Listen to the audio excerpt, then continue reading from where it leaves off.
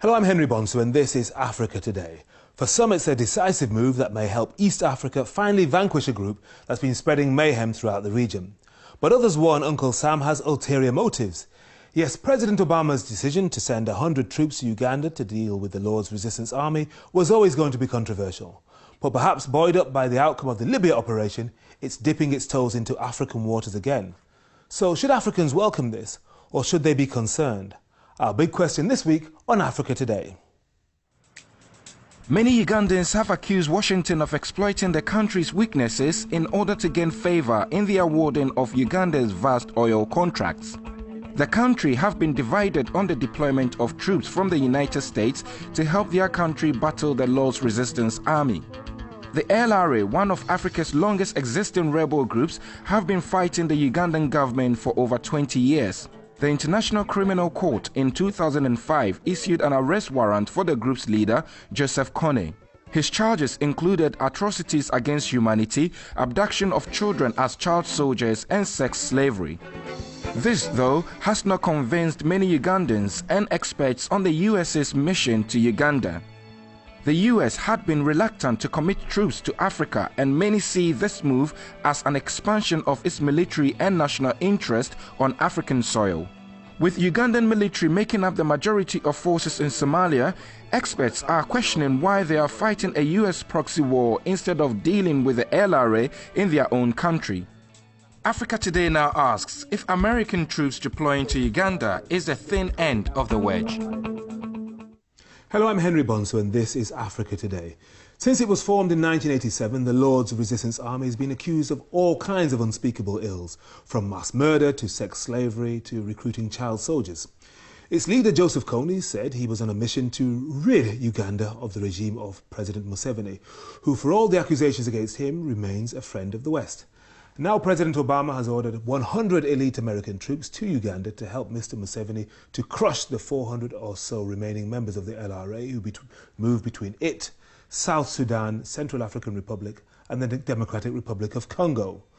But some activists are suspicious. Uganda has some 8,000 troops in Somalia and is accused of waging a proxy war against the Al-Shabaab movement on behalf of the US. So what are we to think? With me are Dr. Vincent Magombe, the Director of Africa Inform International, Steve Mulindwa, a political analyst, and on the line from Kampala, Uganda, Tabu Butagira, Senior Reporter at Uganda's Daily Monitor. We're going to start off with you, Tabu. How are people reacting there in Uganda? Are they very pleased that the Americans have decided to put some boots on the ground, or are they suspicious that there may be ulterior motives? Good afternoon. It's a question which officially is being downplayed, as the Uganda government has tried to downplay the presence of the approximately 100 U.S. troops that are due to deploy here. Of course, the first contingent already arrived about 12 of this month, and President Obama communicated that decision about 2 days after the first batch left from Washington, D.C. to Uganda. The President, Yoweri Museveni, while addressing a press conference in Kampala, did indicate that he did actually consider that there was a presence of U.S. troops in Uganda. Rather, he said there were just some liaison officers. That's how he put it. Of course, we need to put this whole thing into context. The American military and the Ugandan military have had collaborations and partnerships for quite some time, and there have been specific joint operational issues. If you do remember quite clearly, when Uganda tried to pursue the LRA in 2008 under Operation Lightning Thunder, the intelligence was US-led. So Uganda basically assembled the personnel, the human beings, to go and do the actual fighting on the ground. And you also do know that the US government did provide through the military, through the Department of Defense, some transport, logistical support as well. But Tabu Butagira, can I ask you this? Is it clear what this batch of American troops are actually going to do? I mean, I'm just looking at what President Museveni said in a press conference just the other day. He said, we have American advisors, not fighters, so there are no American troops, i.e. soldiers, here. So what are they doing? Who are they? Yeah, exactly. I mean, the clear point is this, that this deployment is coming at a time when Uganda has no threat, no physical threat of the LRA. LRA last attacked Uganda, or was in Uganda in 2005. The real suspicion, I mean, this is what some people, even in government and outside, think, that the U.S. is beginning to fortify its presence in Uganda because of the oil interest. Uganda has about an estimated 6 billion barrels of oil, 2.5 billion of which is already confirmed, and about 1.5 of that is extractable. And we do know, obviously, from the diplomatic cables that at least 2 American companies did make a bid to participate in Uganda's oil exploration as well as production, including ExxonMobil, and they failed. So the suspicion that the American presence now is to secure America's interest in regard to oil. Among you, the area where the LRA operates in eastern Congo also borders the western segment of Uganda, where the oil fields are supposed to be. The mid-western part of Uganda, River Nile up north to West Nile region going towards Sudan. So operationally, it is important if U.S. a presence here to prevail over the security issues, because they keep watch over southern Sudan, should be able to take care of the interests in eastern Congo. Nonetheless, Tabu, thank you very much for that. The American charge d'affaires in Kampala said, or claims, that since 2008, the LRA has been responsible for 2,400 attacks and something like 3,400 abductions. Now, these may not have taken place on Ugandan soil, but they're still of great concern to the region. Let me bring in Dr. Vincent Magombe from African Inform International. Do you see it that way, i.e. these troops, the American advisors, have gone to Uganda not to deal with the LRA because they're no longer a threat to Uganda, but really to shore up the oil supplies that have just been discovered and their own interest in it? There are 2 things here, or 3 things. One, don't believe a word from what Museveni is saying. Museveni knows well that he has been having advisors long before 2008. Yeah. So, unless now we say there are thousands of advisors, plus the ones that from are the US, are you saying? Yeah, of course. They've been there on the ground. They've been deploying all the time as advisors. So for him to pretend that these are also advisors, and therefore we agree that there are just 100 American advisors, is wrong. Hang on. Walking down the streets of Kampala, you will see Americans posing as business people. They don't have to be in the streets of Kampala. Right. They are based mainly in the region bordering Sudan and Congo, but also operating within Congo with the Ugandan army already since 2008, when the Americans helped set up President Museveni's son's special forces, which were supposed to fight KONY. Now, that's one. Secondly, KONY is not a threat to anyone. He's perhaps even a butterfly now flying in northern Uganda is much more Well, he's threatening. supposed to lead around something like 400 or so people, a rump of the force that he used to have. First of all, go back to 2008. Yeah. Before Muhoozi, who is Museveni's son, with the Americans went and launched an attack on KONY, KONY had not been active at all. It had been accepted that for almost more than 1.5 years, he had not been active. And that was was that because of the so-called peace process? Yeah, the peace process and so on. Yeah. So for me, that destroyed the peace and stability in that region. That's one. 2, most of the rebel groups that are supposedly KONY, LRA, that are attacking in the north are not actually LRA at all. There are multitudes, there are hundreds of little groups in southern Sudan, in the Congo and so on. And all these funny sounding NGOs and human rights organizations that are coming up all the time, you know, putting this figure, that figure. I can tell you, they have never proven that this person that has passed through this village and killed was actually LRA. So many times it has even been found in southern Sudan. The southern Sudanese government at a certain time proved that some of the people that had attacked, who had been immediately blanketed as LRA, were actually renegades of some rebel groups there. So if the LRA is no longer the threat, why are the Americans sending now a very boots good question. onto the ground? That's a very good question. Let me put it to you. And I think Tabu Tagira has said it, but I agree with Tabu Tagira. It's all about our oil, but it's also about the so-called Islamic fundamentalism of northern Sudan. Right. The Americans want to have a presence, but I'm telling you they're going to get it bad, because there's going to be backfire. Ugandans and the region are going to fight them off. Okay, let's see. We're going to chase them Steve off. Mulindwa. Yeah. Some people say, good, we want the American support. They look at what's happened in North Africa and the destruction of the Gaddafi regime done with Western NATO help, and they say, actually, when the West gets involved in Africa, it doesn't always go the way we don't want it to go. Sometimes it works for us. Yeah. I'll probably say one thing here is that, of course, as Vincent has said, NRM hasn't been active for years. But the fact that it is still in existence, the fact that it is still in Congo, in other areas of Congo, I think this is probably one of the reasons why. But would you accept that wherever it goes, it is a disruptive and frightening force, especially for the people, the villagers, who are, I don't know, the victims of these guys without protection? I think I'll accept that. I'll accept that. It's still a threat. But having said that, it doesn't constitute Americans coming in, you know, because he hasn't been a threat to the country for a very long time. But there is a wider picture that people forget to look at, and that is the fact that the American interest has to come in. And America's worried about China now. Is worried about India. It's worried about Brazil. It's worried about other economies that are coming in. Oil could be a key factor, obviously. But if the Americans are coming in for oil, and it's the Ugandans' oil to sell, then isn't that a good thing? If lots of people are coming in for the resources, you can say, okay, I have the gold, I have the wealth, I have the extractable minerals, I have the oil, I can charge it at the price that I want to set because there's so many people want it. Isn't that a good thing that the Americans are coming to stabilize that? Yeah, it's a good thing, but look at, I think the oil situation is not handled properly, the way it's handled in Ghana, for example. Ghana has handled the whole situation in a very different way. You know, the Americans haven't moved into Ghana, you know, but why suddenly the interest in East Africa? You know, but if you go back 10 years ago, they had an interest in Ghana. They wanted to build a military base. The AFRICOM. AFRICOM in Ghana. Now, this could be... It's because the government of Uganda entertains them. They are welcoming them, and for their own reason. And we'll come on to that in just a moment. We'll come on to that in just a moment. Let's see what our viewers have been saying by looking at their Facebook messages, emails and texts. This first Facebook message is from Philmon in Dubai, who says this: "It amazes me that we are still asking ourselves the same questions our ancestors were asking. They came to Africa for their interest many years ago, and it is still the same case now.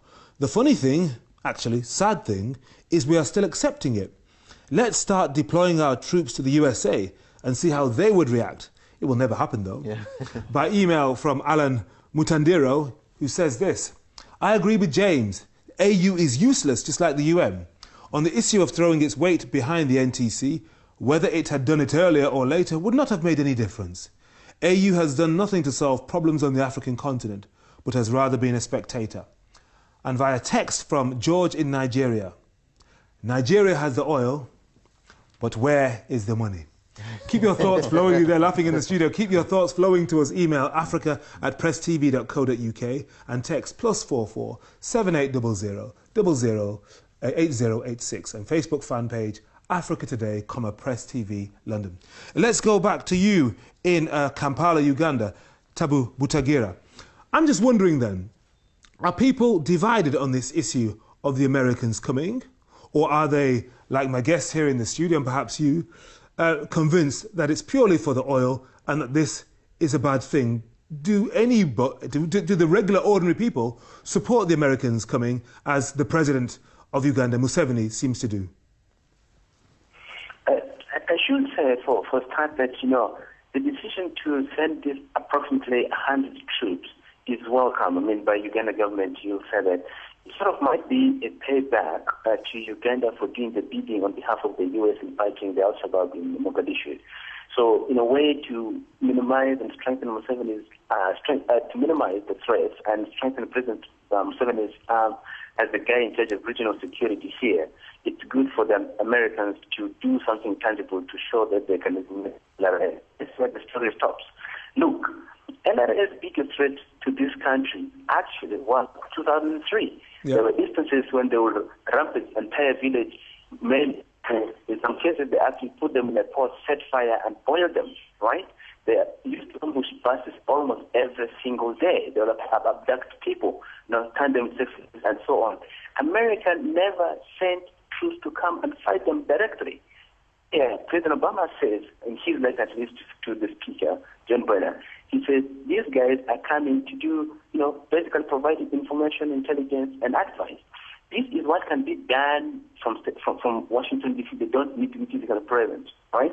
And they have so many of their people already in Uganda working with the Ugandan military, trying to professionalize them. I'm just wondering what the security situation, Tabu, I'm wondering what the security situation in the country is, given what happened last year around the time of the World Cup with those terrible bar bombings which killed so many people. Are you worried about the deployment of troops in Somalia coming back to hurt you again? And that's another reason why some Ugandans will welcome the Americans on the ground in Kampala or elsewhere in the country. Far from that. In fact, Uganda had no direct threat from an organized terror cell outside the country before Uganda marched the soldiers in Somalia in 2007. Now, when we made our presence there with the UPDF first contingent landing, we sort of elevated ourselves as a prime target for terrorists, in the region. Uganda's experience with terror threats had basically been domesticated. You had the LRA in northern Uganda, you had the Allied Democratic Front from the western region, which then came, bombing places in Kampala. It required a number of people of 1998 to 2000 there about. Specifically, if you ask the question whether the American presence minimizes, you can say yes, in terms of getting the resources and military capability, it helps enhance state machinery's ability to respond in a more versatile manner. But for the ordinary person, if it is going to attract, because America, if you like, it's not the big boy around, yes, but its presence alone sometimes evokes resentment from certain quarters, and that includes, the terrorist cells like those operating in Somalia. Now, America's threat, according to at least what they say officially, is that there's a lot of ungovernable place within the Great Lakes region, and that enclave between Southern Sudan, Eastern Democratic Republic of Congo, as well as parts of Central African Republic, provides the fertile breeding ground for training of extreme elements. Exactly, it does, and we're going to try and develop that theme now. Tabu, thank you very much, and apologies for the poor quality of the line at some points. We more or less got the gist of what you were saying. I'm just wondering then, Steve, what Uganda, or how Uganda should manage the relationship with the United States, because much of the rest of Africa is watching, because we all know the reason why the US was frightened to have boots on the ground was because of the Black Hawk incident in Somalia in 1993, and they were frightened of coming back. Then there was a bit of an entree through the whole Libyan operation, and now we have this with Uganda, which is why people are monitoring you so closely. Yeah, but I'll still look at it as there are certain key factors here. You look at, with the British troops in Kenya, America probably needed a reason to be somewhere in Africa as well. And Barack Obama's father being a Kenyan, Uganda having had the NRA situation, maybe there was a weakness there that they had to find their way in. Because all I'm looking at is maybe they needed the best somewhere on the African continent. You're looking at the situation in Sudan, and of course the situation in Somalia. They needed, if they have foots on the ground somewhere, it's easier to monitor certain things within the region. And but they have embassies all over Africa, don't they? They have good relationships with African the countries. embassy is not the same as sending a drone in, coming from all the way from Washington. If they're sending a drone in and it's coming somewhere in Uganda... But it's not a military base that they're establishing in Uganda, is it? No, you can never know. It could be a start of something. You have to start somewhere. You can't just come in and say it's the base there. But I think, Vincent, is this the beginnings then? Because you seem to be saying it, Steve, of an AFRICOM. Well, that is partly true. They are trying to build that at the moment, infrastructure AFRICOM is based in Germany, isn't it? Yes, that might evolve into AFRICOM. But that's not what really bothers Ugandans at the moment. I think we should not forget that Ugandans right now, the biggest bother, and that has shown itself in the last few months, is to try and re-establish democracy. So they've started this walk to work and demonstrations. And I can tell you, if you know the brutality with which Uganda government is reacting to people now, the greatest fear, which I think is very true and it's very visible with this American presence, is that it's now entrenching and solidifying the military machine of President Museveni. And more so, the special forces, which I've mentioned about. Because those special forces, once they were set up, supposed to chase LRA, have actually reversed. And their main preoccupation right now, there are two. One is, of course, to guard the oil. They're already building a base around the oil fields. But secondly, the more sinister, which we as Ugandans completely abhor, and Americans will have to answer for that, is that they're building a military infrastructure that is terrorizing Ugandans, that is killing us and entrenching a dictatorship of President Museveni. I think that the Americans better watch, because... What do you think will happen? No, what will happen is we are going to continue, Ugandans are going to continue trying to rise up against President Museveni. You know, we've seen how powerful Gaddafi was, or especially Gaddafi, and he's ended up in that way. So however much the Americans strengthen Museveni's army, and however much they strengthen his son as a military commander, give him these special forces and Presidential Guard Brigade and so on, I can tell you they are not going to defeat the power of the people. Let me bring in Steve's final word then. Is this going to result in Ugandans actually turning away from the United States, which has been a friend to the country, and saying you are shoring up and supporting a man who's been in power for 25 years, and actually we don't want him anymore, even though, of course, there was an election earlier this year and he was returned to power, though I know some people were not happy with that particular process. It's extremely difficult to judge where the whole thing is going to end, because one thing I've learned in politics is that you sometimes expect something to go the other way, and then it goes this other way. It could work advantageously in Museveni's favor, as Vincent says, but it also could work the other way around.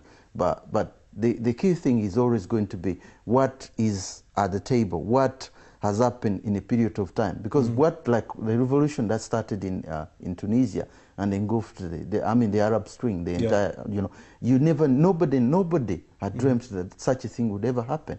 So a similar thing could be, because what is happening at the moment is that the people on the ground, like what the journalist was saying, the determination, everything begins from the ground. What are people fed? Are they okay? Are they having, are people looked after? The first thing is people want bread and they want shelter and security. Exactly. Once that is... I think they're going to withdraw. If that is not... The Americans are going to be forced to withdraw, and this is going to happen because Barack Obama, who seems to be a sensible man, is going to realize he has made a catastrophic mistake. And he will have to withdraw. Thank you very much indeed. It was Vincent in the end, as ever, who had the final word. Steve, sorry about that. Okay, no, but it's a wonderful discussion. It's all right, it's all right. We're all Ugandan brothers and a Ghanaian. Let's finish. And that's it for today. Thanks to all of you who've sent in comments to us. Email africa@presstv.co.uk or text us to +44 7800 008086. Messages will be charged at your local operator rates. Many thanks to our guests. They were Dr. Vincent Magombe, the Director of Africa Inform International, Steve Mulindwa, Political Analyst, and on the line from Kampala, Uganda, Tabu Butagira, Senior Reporter at Uganda's Daily Monitor. Reese is back next week for another edition of Africa Today. Till then, it's goodbye from me, and on behalf of the whole team here, thanks again for watching.